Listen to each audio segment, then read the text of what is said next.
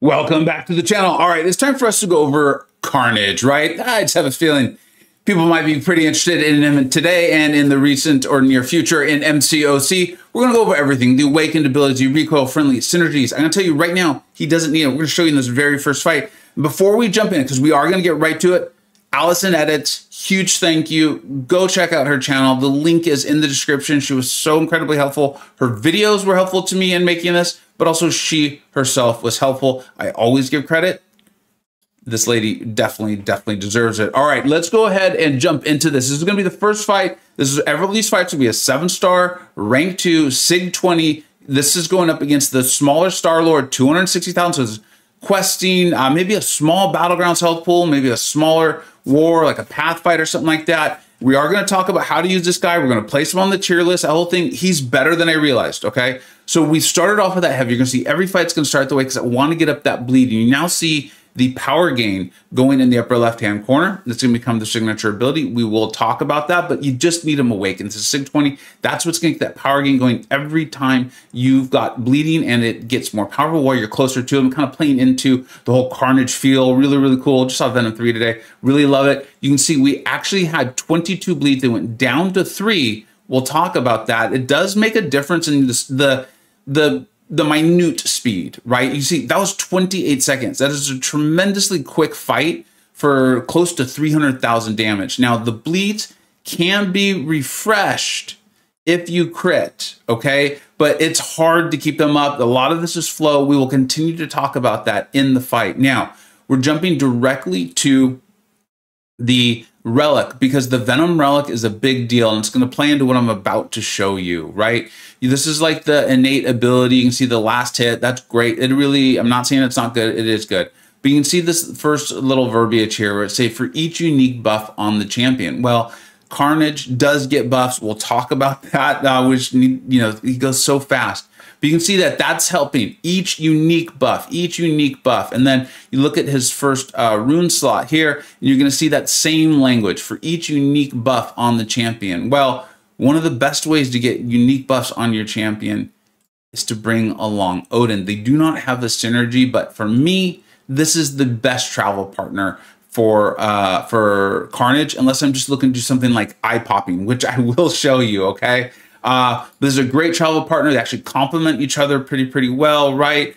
Different styles of champions. One's placed in the debuff, one doesn't, that sort of thing. So keep that in mind. We've got those 3 Odins. This is the bigger Star-Lord health pool. We've already established that Carnage can do plenty of damage on his own. And then here's the way we're playing him. As you can see, it's based on basically your last hit, your last basic hit. You're heavy if you've blocked, if you've medium or light. And then that's the passive. Like we have the passive precision right now. And you can see it started the mutation timer when we throw our specials. When the mutation timer ends, you're going to get a buff based on whatever your passive was at that time. So it's not what your passive was when you threw the special, it's when the mutation ends, all right? So you really, in my opinion, on the really short fights, just go medium, light, it doesn't matter. You do want to get a precision or a heavy, so you don't want to be blocking too much or anything like that. But in the longer fights, you want to try to get up your precisions 1 or 2 so you can get that higher chance to refresh your bleeds. You see how much damage they start doing. And then you want to move on to your Fury. So you're just hitting harder in general. It modifies your bleeds and all that stuff. So that was only 55 seconds for, I think it was 850,000 health. The other thing that's really important here, and I talked with Allison, I was like, there's something about this champion that's making him better than just what I'm reading on paper. And I couldn't just, I don't know. I was trying to figure out how to explain it to the viewer. And she was very direct, and she's like, it's the way in which he doesn't need to parry. He doesn't need to block. You can get in this incredible flow, and we'll talk about that now here for the rest of the video. And again, go subscribe to her channel. Go check it out, the video. I've linked it in the description here. You can go see it for yourself. She's been on Carnage for a while now. So now let's go over, and we're just going to look at the Bonkers stuff. And the thing is, this Synergy team is actually not unrealistic. There's really good champions in here. All right, so let's go ahead and look at these synergies, right? This first one here is with Venom. Gain 2 of their maximum number of genetic memory or hyper mutation buffs. Very good champions, very good champions. You're obviously happy. That's a huge benefit to Carnage, as you can see, because you want to get those buffs going, right? And that's part of his playstyle. Your special one, your buff. Now here we are with Red Goblin. When genetic mutation ends, generate 1 additional permanent buff. It's going to help you get into your ramp. But as we showed you in the small Star-Lord, he's good in the small fights too. That's one of the biggest takeaways I want you to have off this video, is that he's really good without synergies, and he's really good without that ramp as well. And then you can see after you've even reached your permanent buffs, you're still going to get a little something there for your trouble. So that's good there. This one is still with Red Goblin, one of the bigger travel partners for Carnage. You can kind of see why, right? Benefiting all the symbiotes. Now we're moving on. This is plus attack. This is plus crit rating. Obviously really helpful. And then this one here with Spidey Supreme. Carnage, increase the permanent mutation buffs max stack to 8. Okay, that's really helpful. Without this, it's actually capped out at 5. Now you saw the damage is more than fine. Do not worry about it. But what you're about to see, I mean, it's just fun. It's a game. It's meant to be fun.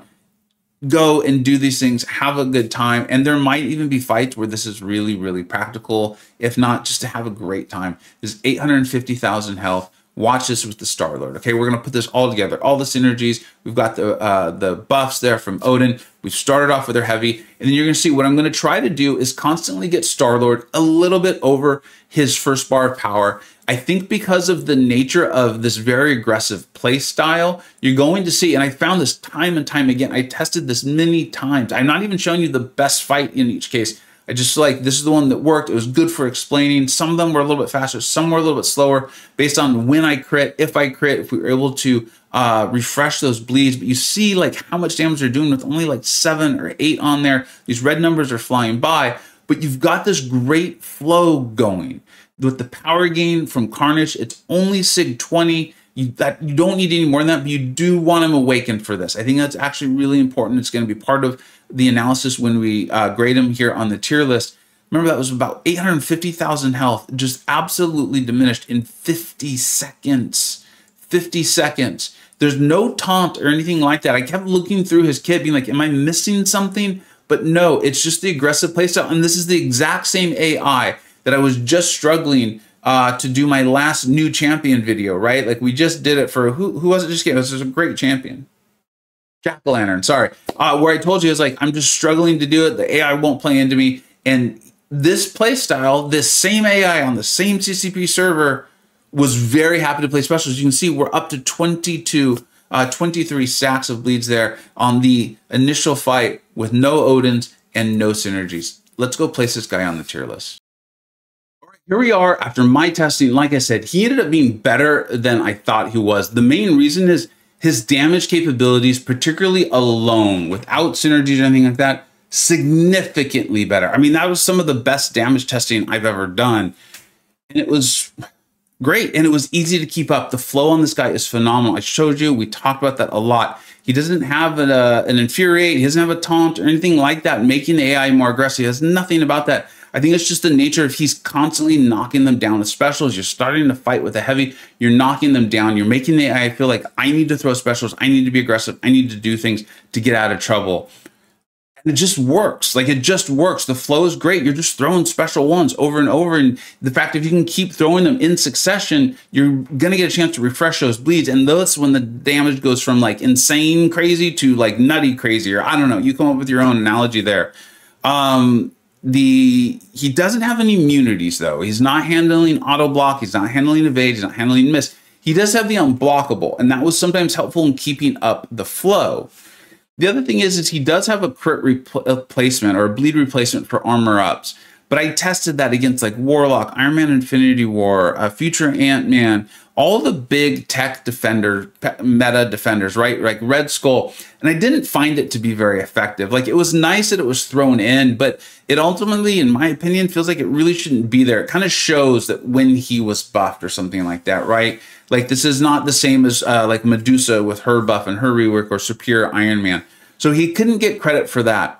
His battleground score definitely went up significantly because this is perfect for this tier. As you can see, there's good champions in there. There's champions that based on the meta, or if a good player just wants to invest in them and really highlight them and have a great time with them, they're gonna pull off a lot of really cool stuff. An Eternity of Pain fight will come by, or a Battlegrounds meta, or maybe even a war fight or something like that. They're gonna have a blast and they're gonna do some eye-popping stuff, which is what you saw in this video. So if you pull him and you enjoy him, I don't think there's any reason to not rank him up. You want him awakened though. So make sure you've got that, because that's what gets into that nice play style with that passive, or not passive, with that active actual power gain, and helps you keep that flow going. I think that was a large part of giving him that massive damage and that really high flow score when we're grading him as a general champion. In war, I don't see him having too big of a use in like even your middle or moderate or high tier wars. No immunities, not handling evade, miss, or anything like that, or a little bit with auto block in a way, but not really. I mean, the unblockable specials helps, but it's not that.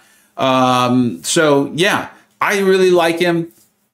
I have a feeling Kabam's probably putting out a sale today. They don't, you know, they didn't let me or us know exactly why, but all of a sudden we were able to test 7-star Carnage on, make a video on it. As you know, I like to have at least one video on every single champion because we are grading them, and I think it's really helpful. There's links to the playlist, which all these videos will be in here. And then, of course, every single month we update this tier list myself, these MCoC Illuminati and the Prestige Wizards. So make sure you check back in every single month as we update it based on the new champions, the buff champions, and then all the shifts and changes we see in the meta. As usual, let me know what you think we got right. Let me know what you think we got wrong. I know Carnage has a lot of fans out there. I know he does, and I can see it. He is an absolute blast to play. Thank you so much for watching. Go check out Allison Edits. Link is in the description. Thank you, Allison. Thank you so much for watching. Take care.